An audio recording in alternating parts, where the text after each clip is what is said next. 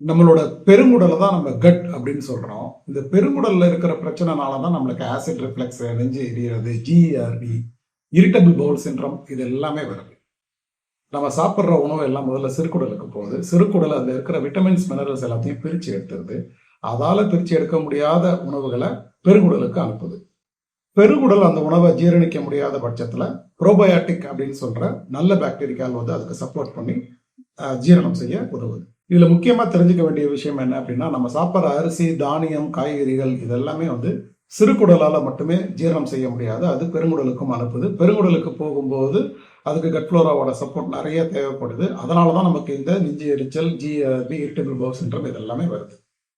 அதே நம்ம கொழுப்பான உணவான இறைச்சி, முட்டை இல்லை கொழுப்பு வகைகள் சாப்பிடும்போது சிறுகுடல்லையே எல்லாமே டைஜஸ்ட் ஆகிரும். பெருங்குடலுக்கு பெருசா வேலையே கிடையாது. அதனால நமக்கு வயிறு பிரச்சனைகள் அனைத்தும் தானாக சரியாயிடும்.